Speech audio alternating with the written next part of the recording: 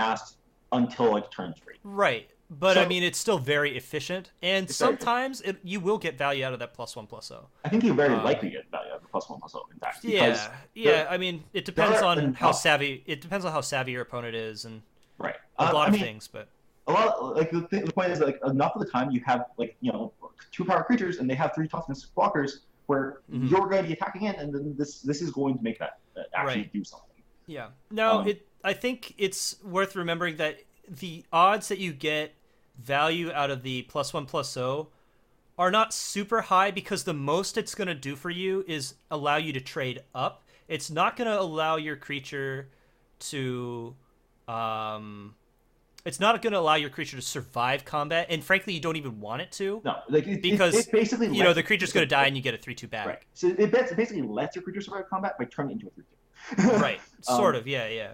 So, The bigger problem is we have so many combat tricks. I mhm. don't know if this is the best one.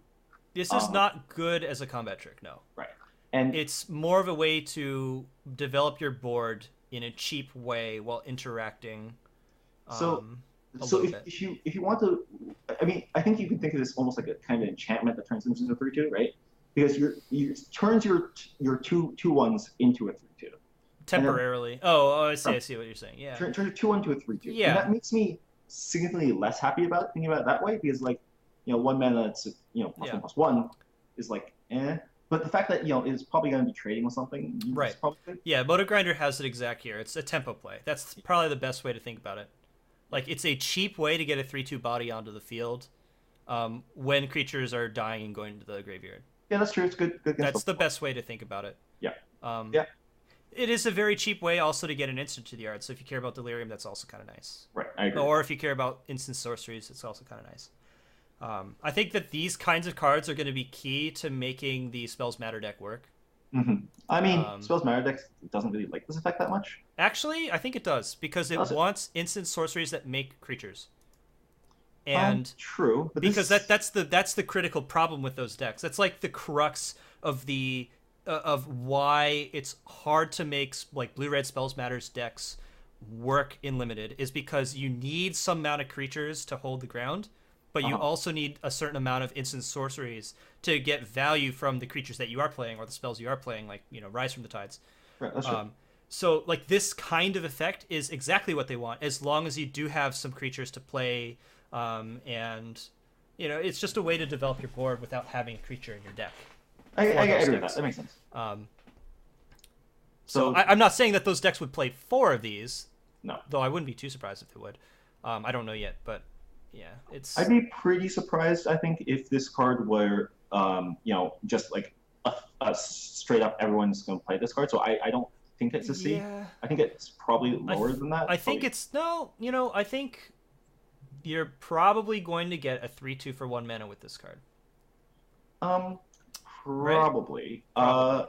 I think it's very likely that it's going to, it's going to be your creatures trade off, and you get 3/2 out of it. Yeah, that's probably accurate. That's probably what's going to happen. Now that 3/2 is coming into play on turn 3 or 4, Great. but you also get to play something else. So And 3/2s block very well, so yeah. it's worth thinking. I don't Uh, know. I don't think that this is lower than a C. I would put this at C minus, but yes, I could see this being a C. I think this I is around a C. Like you have to think of it closer to a creature than a trick, probably. hmm. Um, Oh yeah, combo with the 6/1 devils, yeah, sure. what's you, it do? you turn your 6/1 devils into a 3/2. I mean, kind of, it gets you an extra +1 damage. Like, Okay. that's not amazing because of the +1 I power. guess, yeah. Yeah. So I don't know. Let's just call it a straight C. It's like, this is a card that I don't know. Maybe we're totally wrong, and it's either horribly unplayable or it's like an all-star. Probably not an all-star, but I think that It's very likely that's just filler. So um, decent. Yeah, decent filler. Maybe I'll mention some more in the notes later, but I want to keep moving. so we have Motor Grinder enchantment. thinks it's the fifth best red common. Interesting. Okay, anyways. Yeah, I mean, I'm not ranking the commons, but Yeah, I haven't done the rankings yet, oh, but but you have Galvanic Blast as a common also, and Galvanic Blast? yeah, What? sorry, it's not Galvanic, whatever. I'm like, what? They printed that? Bombardment, Galvanic Bombardment. Sorry. Oh, yeah. Yeah. So yeah, whatever. Let's keep going. Prophetic Ravings, 1 red mana for an enchantment. All right, historically, 1 red mana enchantments are pretty bad unless they're named Dragon Mantle, and even that was not very good. Enchanted creature has haste and tap to discard card, draw a card. I don't think this does enough. No. Like, the fact that it turns creatures into a Mad Prophet, and we already have Mad Prophets, and they weren't, like, they're good. They're very good. But, like, I don't want to discard a card and do it, basically, right? And Prophetic Ravings is essentially discarding a card to turn a card. Yeah, it's like this is card disadvantage. Yeah. You're not going to get anything out of the haste most of the time. Yeah. Right? This is not very good. And, yeah, I don't know. It's just... Like, it's interestingly flexible. Like, it means that you can make something have haste, or, if it I don't think I'm ever going to... Like, if we're talking Madness Enablers... There are so many better ones in this format. Yeah, definitely. There's so many better ones. I think this is like an F. I don't think you're almost ever going to play this. I don't want a Stiller in any deck that I can think of. I don't want Board Data Never. Yeah, this is pretty bad. I'm happy with F. F plus. Maybe if you have lots of madness and no enablers, but you'd be kind of sad to play this. Yeah, like, you can guarantee pick this up if you want it for Madness deck. So, yeah. All right, next, Savage Alliance, 2 and a red for an instant with Escalate. So it's a modal spell, and the 3 modes are creatures target player controls gain trample until end of turn. That's not worth a mana, but we could also deal 2 damage to target creature, which is worth the mana. That's probably worth the mana, yeah. Like, we played Geist Blast even in non-red-blue decks, so that's worth it already. And then we could also deal 1 damage to each creature target opponent controls. Wow. That makes me really happy with it. This is a really good card. This is, like... what's the best way to think about this? I think this is an arc Pseudo Cone of Flame. This is very close to Cone of Flame. Yeah, so it deals 3 damage to 1 creature and 1 damage to a bunch of other creatures. Yeah, like, it's 4 mana for 3 to 1 and 1 to their whole team. And you can give your creatures trample for a total of 5. Call me Clint has as Swipe. So that's the Hearthstone card. Oh. That deals 4 damage to something and then 1 to everything else. So yes, this is in fact Swipe. Yeah. This is a very, very solid card. I don't like that you're getting most of the value when you're attacking. Well, is that really true? You do. I mean, the trample is pretty relevant. The trample is only relevant when you're attacking, but the rest of the modes are still good, even if the board's, like, you're kind of behind. But this doesn't deal with huge things, but I think that's okay. Right? It does 3 damage to something for 4 mana, which is pretty fine. Like, that's not great. It is fine. Yeah. And it makes your combat so much better. Right. I think we have to give this at least a B. I definitely think this is a B because, like, if you just see it as, 3 in a red, a swipe, then I'm pretty fine with it. I'm pretty happy. Yeah, I agree. Let's call this B plus. I think this could be like a sleeper mythic uncommon. It's possible. Like, the fact that it's an overrun effect. Like, overrun was very good. Marshall loves overrun, right? For good reason. And I think that this is going to be getting you value a lot of times.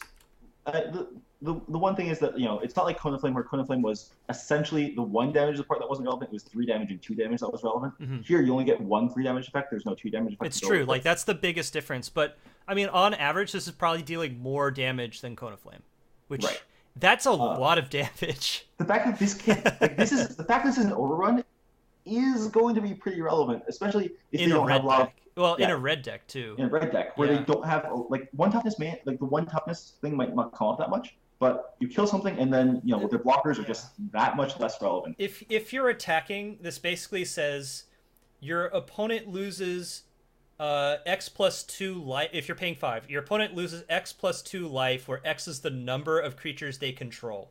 Right. And because the trample matters, and that's a lot of life, right? Yeah. And it can kill their creatures.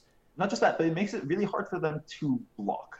Even if you just pay 4, and you don't use a trample, like, it means their profitable blocks are suddenly much less profitable. Oh shit! And it's an instant. Yeah. Dang. So, I was thinking of this as a sorcery. Right. I think this could actually be better than Cone of Flame. Yes. I don't think it is, but it could be. Like, given the format that Cone of Flame was in. Like, well, I mean, Coin of Flame that was that was a core set, and it was much more vanilla creatures. So like, I think Coin of Flame might have been better there, but. The only problem with Coin of Flame was triplicate spirits because we had to use Coin of Flame to kill triplicate spirits. But that kind of made Coin of Flame better, though.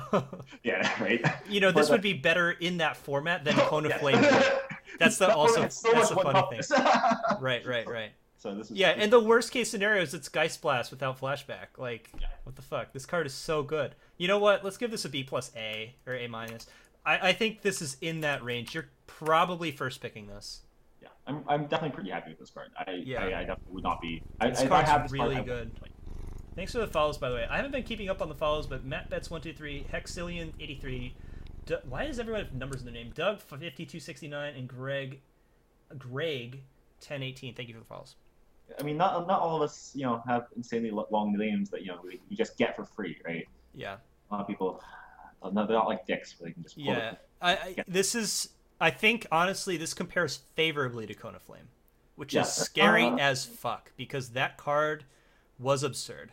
I think there's less blood toughness stuff here, but the fact that it's instant makes Well, it's not just the instant, though. It's more flexible. It is more flexible, yes. And, that was the only real huge problem with Cone of Flame.